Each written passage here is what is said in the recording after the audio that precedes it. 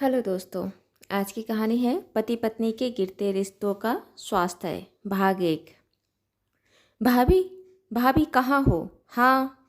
Kitchen में साड़ी के पल्लू से हाथ पोंछते हुए कनिका जी बाहर आई। सामने उनका देवर विशेष एक लड़की के साथ खड़ा था। लड़की ने दोनों हाथ जोड़कर नमस्ते की। कनिका जी ने भी अभिवादन की। विशेष फिर हंसते हुए कहा, भाभी ये मेरी दोस्त राधा है। राधा और मैं एक ही क्लास में हैं। इसकी शादी की बात चल रही है और पता नहीं कब शादी तय हो जाए। इसे खाना बनाना बिल्कुल नहीं आता। इसकी माँ ने मुझे कहा, बेटा तुम अपनी दोस्त को समझाते क्यों नहीं हो? थोड़ा घर का काम सीख ले। ससुराल में माँ का बनाया खाना नहीं मिलेगा और कितने भी काबिल और सफल हो जाओ, घर में कभी ना काम करना ही होगा। खुद के लिए ना सही, खुद के बच्चों के लिए तो बनाना ही होगा। राधा बोली कि मैं कोई खाना बनाने का क्लास ज्वाइन कर लूँगी। 1 महीने में वो सारा खाना बनाना सिखा देंगी। तो आंटी जी ने कहा कि सब कितना भी सीख लो, पर रोटी तो बनाते बनाते ही गोल और पतली बनेगी। अब 1 घंटे और 30 दिन की क्लास में थोड़े सीख पाएगी। मैंने तो आंटी को बोला भी था कि आंटी जी किसी ढाबा में 2 दिन के लिए राधा को रोटी बेलने के लिए लगा देते हैं। 2 दिन में ही साल भर की रोटी बनाने की प्रैक्टिस हो जाएगी। कनिका जी खिलखिलाकर हंसने लगी। विशेष मंत्रमुग्ध होकर अपनी भाभी को हंसते देखता रहा। कनिका जी के हंसने के बाद फिर विशेष कहा, फिर मैंने आंटी को बोला कि मेरी भाभी बहुत अच्छा खाना बनाती है, मेरे घर रोज़ 1 घंटे के लिए चली जाए। खाना एकदम मस्त बनाना सीख जाएगी। राधा कनिका जी के हाथ को जोर से पकड़कर बोली, भाभी प्लीज़ मुझे मना मत करो, मुझे खाना बनाना सिखा दो। ससुराल वाले मेरा क्या हाल करें ये तो बात की बात है। मेरी माँ और ये जो आपका देवर है ना, वो सास से भी कड़वा ताना मारकर मेरा जीना मुहाल कर देगा। कनिका जी फिर हंस पड़ी। कनिका जी हंसते हुए कही, ठीक है आ जाना, मैं तुम्हें सारा खाना बनाना सिखा दूंगी और बातें बनाना मेरा देवर सिखा देगा। फिर कुछ प्रॉब्लम नहीं होगी। राधा कनिका जी के साथ किचन में चली गई। विशेष अपने कमरे में चला गया। अब ये रोज़ की बात हो गई। राधा 9 बजे आ जाती, कनिका जी के साथ किचन में उनका हाथ बटाती, ढेर सारी बातें करती और खाना बनाने का तरीका सीखती और 10 बजे वापस चली जाती। शुरू शुरू में कनिका जी ज़्यादा नहीं बोलती थी, लेकिन राधा के अधिक बोलने के स्वभाव ने उन्हें खुलने पर मजबूर कर दिया। अब कनिका जी खुलकर बोलती भी और कभी कभी अपने मन की बात भी साझा करती। एक दिन किचन में राधा हंसते हुए कही, थैंक गॉड भाभी, आपसे खाना बनाना सीख रही हूँ और कितना कुछ सीख भी ली हूँ। मेरी माँ कहती है पति के दिल की रास्ता उसका पेट से होकर जाता है।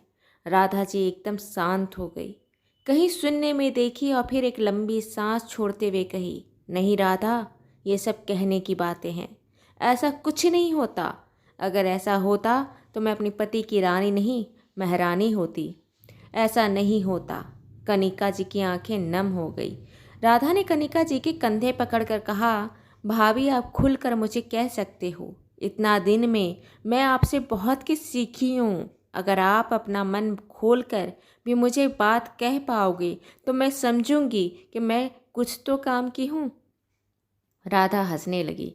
कनिका जी को थोड़ा हल्का लगा। जो उनके होठ सालों से बंद थे, जो कहना बात करना भूल गई थी, उनको एक ऐसी बंदी मिली थी जो उनको सुनना चाहती थी।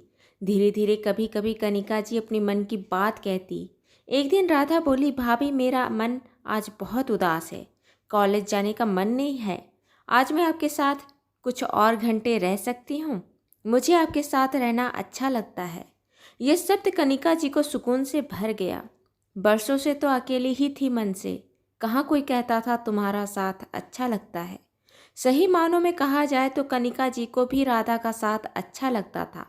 राधा में कनिका जी को अपना बीता कल दिखता था।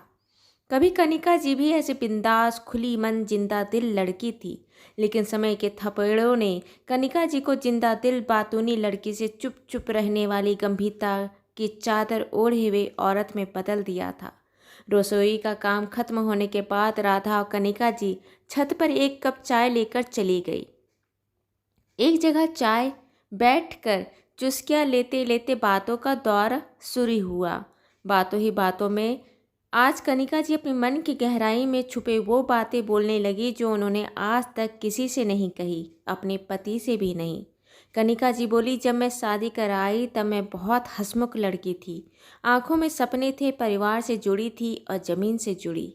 माँ की सीख थी कि ससुराल का परिवार लड़की का परिवार होता है, उसे वैसे ही संजोना जैसे अपनी माँ पिताजी का घर बचपन से संजो कर रखी हो। शादी के बाद देखी पति बहुत अंतर्मुखी, गंभीर, चुप चुप रहने वाले इंसान हैं। मैं उनको समझने की कोशिश कर रही थी, उनके पसंद नापसंद के हिसाब से ढलने की कोशिश कर रही थी। सुबह जब उनके कमरे में चाय देने आती, उनके पास थोड़ा बैठ जाती, शायद 2 शब्द बात होगी। वो फ़ोन में बिजी रहते। मैं 1-2 बार कही भी, सुबह 10 मिनट अगर आपके पास बैठती हूँ तो कुछ बातें कीजिए, ये क्या सुबह सुबह फ़ोन ले बैठ जाते हो। वो कहते, इसी से रोजी रोटी है। शेयर मार्केट में काम करते थे वो। उनकी बातों को समझी। अब मैं कुछ बोलती नहीं, लेकिन कुछ समय पास बैठती, लेकिन उन्होंने कभी उड़ती निगाह से भी नहीं देखा। धीरे धीरे मन हट गया, अब उनके सामने बैठती भी नहीं। मेरे पति फ़ोन पर अपना काम कर, चाय पीकर रोज़ नियम से उठकर घर के गार्डन में चले जाते। शाम को भी अगर उनके पास समय है तो गार्डन में ही रहते। देखी हो हमारा गार्डन कितना सुंदर है, तरह तरह की सब्जियां, फल, कितना सुंदर और रंगीन लगता है। लेकिन वही हम पति पत्नी का जीवन का गार्डन बेरंग है। और सबसे बड़ी बात, जो इंसान बेजुबान पौधे की ज़रूरत को समझता है, हरे भरे पौधों को देखकर खुश होता है, वो कभी भी अपना जीवन का उड़ा बेरंग नीरस जीवन नहीं देख पाता। बच्चे हो गए, माँ पिता बन गए, समाज के बनाए रीत से पति पत्नी बन गए, लेकिन मन से पति पत्नी जीवन साथी नहीं बन पाए। कनिका जी के शब्दों का भारीपन, दुख राधा महसूस कर सकती थी। आज वो सब जान गई थी, जो जानने के लिए वो इतने दिन से कनिका जी के पास इतने दिन से आ रही थी। राधा कौन थी और कनिका जी के पास किस मकसद से आ रही थी? कनिका जी के देवर विशेष से क्या संबंध था राधा का? विशेष और राधा आखिर कनिका जी के साथ कौन से और कैसा खेल खेल रहे थे? कनिका जी के साथ आगे क्या होगा, जानने के लिए देखिए कहानी का अगला भाग, भाग 2। दोस्तों, आपको मेरी कहानी अच्छी लगी हो तो इसे लाइक करें, शेयर करें, सब्सक्राइब करें और मिलते हैं एक नई कहानी के साथ एक छोटी सी ब्रेक के बाद। धन्यवाद।